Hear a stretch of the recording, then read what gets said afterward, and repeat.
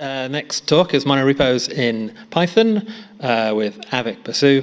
He's a data scientist and a software engineer, so he's a double threat. So take it away.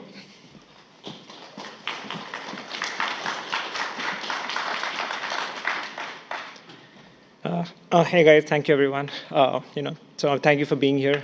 I'm super grateful, to be here. And like today, I'll talk about mono-repositories, monorepos in Python, and specifically, what it takes to build one and when it makes sense to have one. Okay, so a little bit about me. So I am a staff data scientist at Intuit, where I build models for time series and revenue predictions. And I come from both an engineering and a data science background. I like to be in that sweet spot. I love PS5 games, especially RPG games. God of War, Last of Us, all of that are my favorites. I love watching soccer and playing, tennis as well. I've been doing that, since I was a kid. And I love driving, especially I think that driving is therapeutic. If and only if the car is fun, it has a stick shift, and there is not a minivan moving around me on a canyon road. So given all those conditions, I think it's very therapeutic. Okay, with that, let's go over discussing about what is a monorepo. Okay, so a monorepository is also known as a monolith, okay? And it is basically, if you think about it, it's a single code base with more than one project, okay? Multiple projects there. And by projects, I like to think of projects into 4 different categories. It's not that it is the hard one set in stone, but in my mind, I like to think of it that way.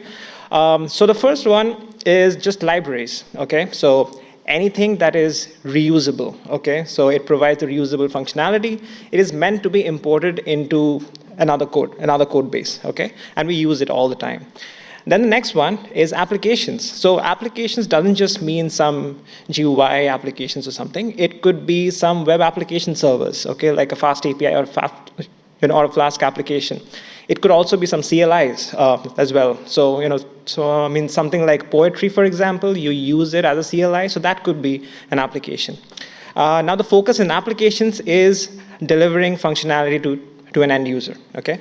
Now, another one is less talked about is our, some kind of one-off periodic scripts that we run for automation, okay? It could be, as an example, some kind of a file backup script, okay? Or some kind of a cloning a database script, okay? And then finally, this is more from a data science perspective. We also need many notebooks or explorations where we do a lot of experiments and analysis of the data and some models, all right? But what could really go wrong with a monorepo? Why don't we see people using it more often, right? That's a question that I thought about, and many things could go wrong, okay? There could be weird versioning decisions, right? So the big question you have to ask yourself whether each package has a different version or it's just one same version for everything, okay? Then comes the CI/CD complexity. Each component might want to have their own CI/CD as well, okay? And then, of course, you need some specialized tooling as well to make your life easy. So things like UV and other tooling like PANS are also there. So, you have to pick and choose and see what works best for you, okay? And then, of course, there are some other things like merging and conflicts. Since it's one code base, of course, there would be more merge conflicts. It's not that you can't resolve them, but it's still a pain, nevertheless. And then there could be some unintended code breakages as well, all right? So then why are we here? Why does it still matter to have a monorepo, and when does it make sense? Well, if you think about it, if you have a project with a common goal, I think that is a very special case where monorepos does make a lot of sense, okay? And especially if that code base has like a small to medium level code base. I'm not talking about really gigantic projects, but something which you're just starting out. It could be some early stage projects and ideas that you might have. Well, it gives better development velocity for you because you don't have to switch over different repositories and all of that. You can just be at one place and do your job. And it also allows for easier promotion as well. So let's say you are owning or you're creating an open source project, you would probably want more GitHub stars and more more just limelight. So for that, I think having everything inside one project just gives you that platform to do that. Okay. Now another more important thing is that usually in monorepos, different components have a similar change rate, which basically means that all of these components together or all of these projects together are there is a lot of commits going on, and the rate of commits is actually similar. It's not that one component is having all of the commits and then there is no updates on some other part of the component. Okay. And then of course, if you have some system level extensions like C, C++, then it really makes sense to have them inside your repository. All right. Okay. So how about we look at a real practical use case? Okay, this is from a machine learning project. So we'll look at that use case and see how we can create one. Okay.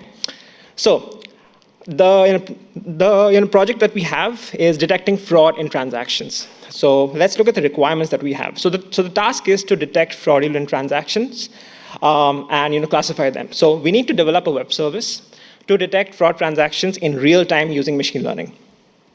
Okay. Now, this project needs connection with external storage systems. So, I mean, think AWS, or Google Cloud. So, something like S3 or something. Okay. It also needs some batch training and inference job. Now, why is that? Because usually with these kind of data, it's a huge amounts of data. You can't just train it like on your local machine. You probably need some GPUs, or maybe you need some cluster access and use Spark or Dask or something, right? Now, I mean, since this is a data science project and uses a lot of models and everything, there is some room like for model experimentation and some sort of a data analysis to see where we are. Okay, so there should be some room that is available to us for that.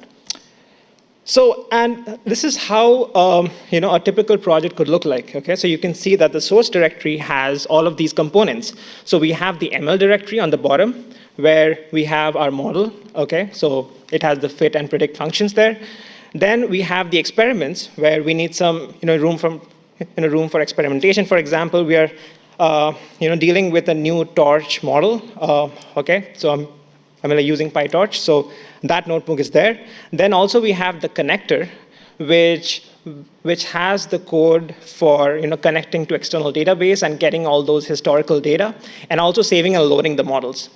Okay, and then finally you have the bad jobs. The bad jobs is the inference and the training that is needed here, and then the app.py contains the main code for running that web service. Okay.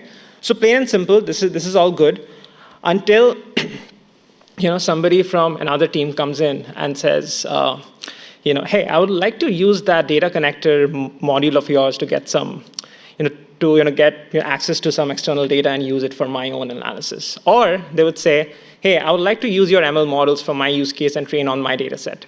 Now, what do you do then? Well, at that point, and I've faced this a lot of times, by the way, and at that point, you have only two options to be considered. I mean, the first is the obvious one, right? So you package libraries in separate repositories, all right? So which means, though, you will have multiple places to look into. You can't just look into one place and be happy with it, okay? And what's the guarantee that there's not going to be any other ask, okay? So it's going to be harder if more libraries come out of the project.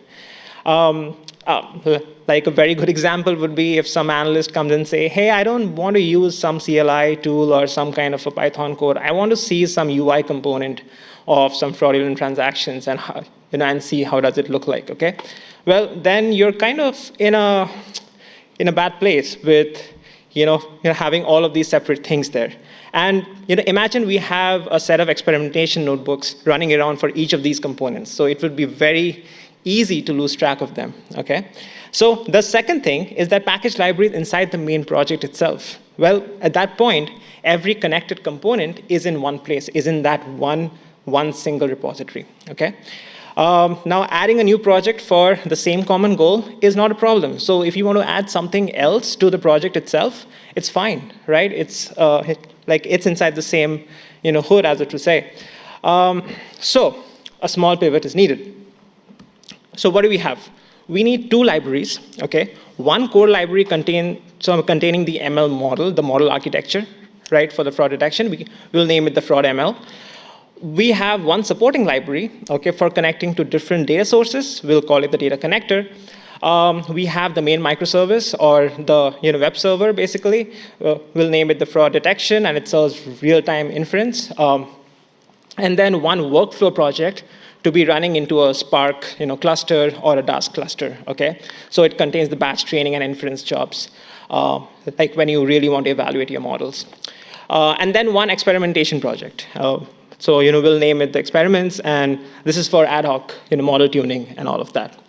All right, so this is how the structure would look like for a monorepository.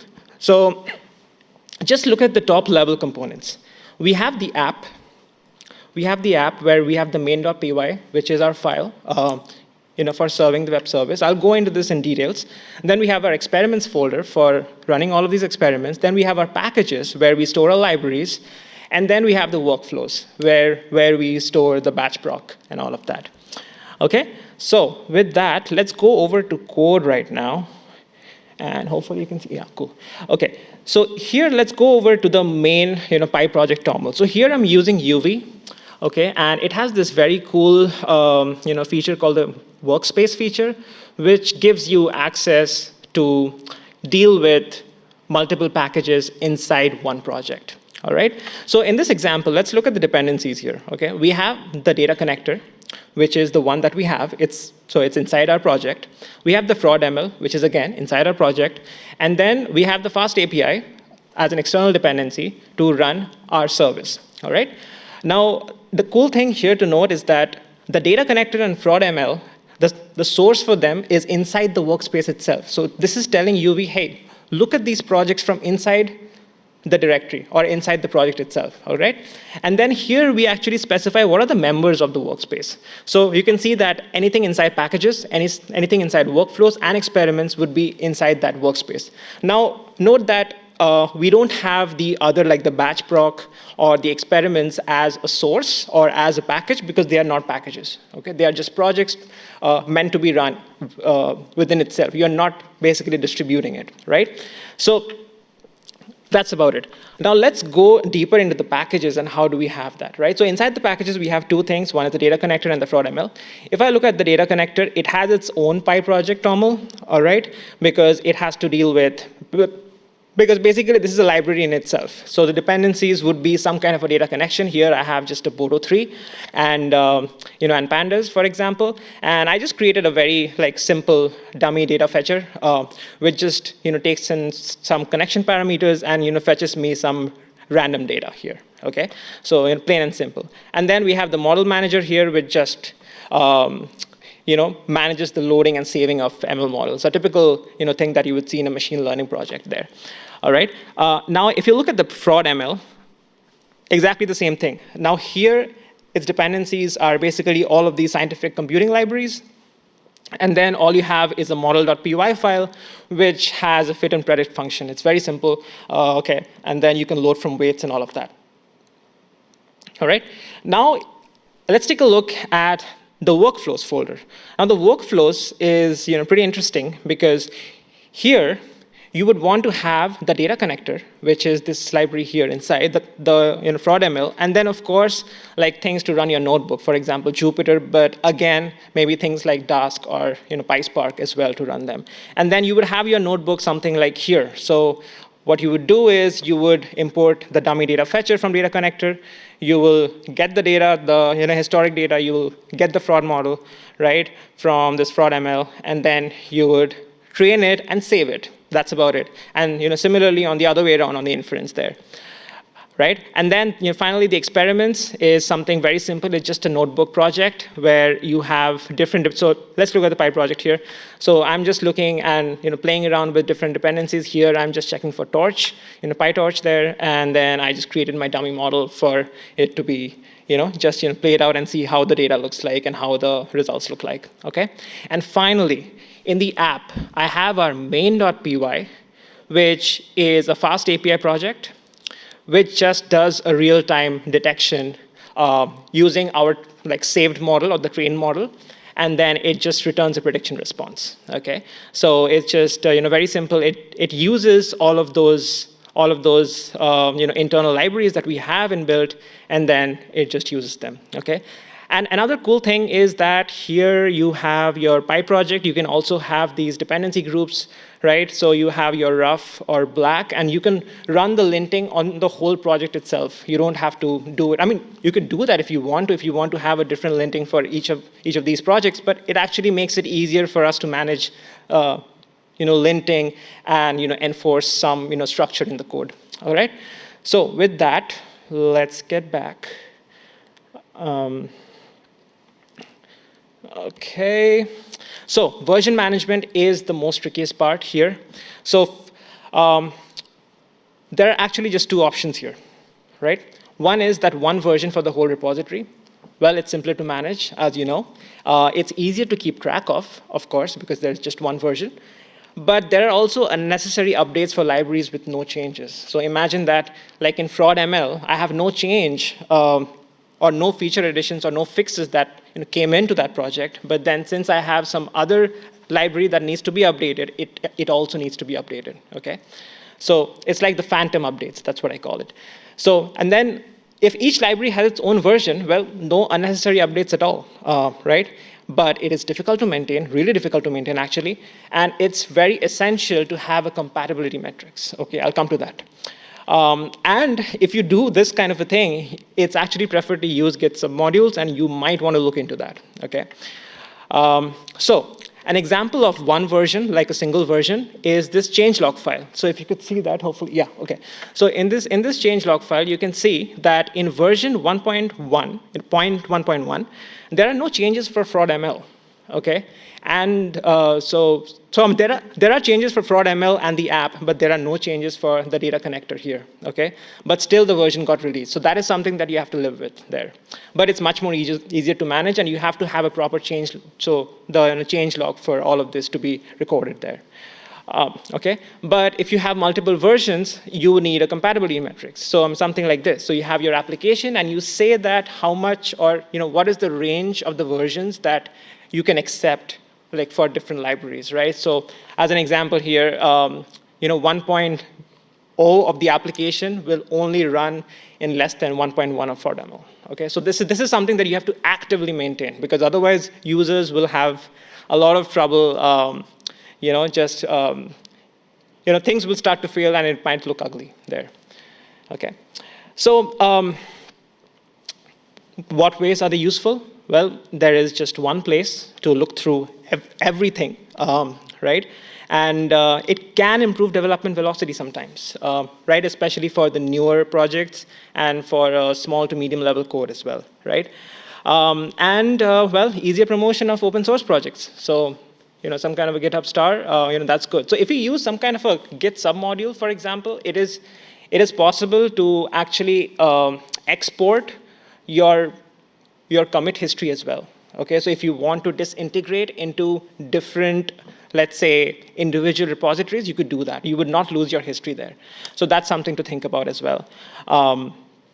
Yeah, and then better management of other language extensions. So imagine things like if you have something like Apache Spark, you would want to have your SDKs or the other language ports inside the same repository. Okay, for ease of maintenance there. Yeah, and then some of the popular monorepositories, I really highly encourage you to just look at that, is PyTorch Lightning. That's something I've worked with a lot of times, I'll use it a lot of times. They have multiple repositories inside, and it's pretty cool to see how they do all of that. And then another one is the Azure SDK for Python as well. So with that, I hope that was useful. You can connect me on LinkedIn, or all of this code is available on GitHub. So yeah, thank you so much.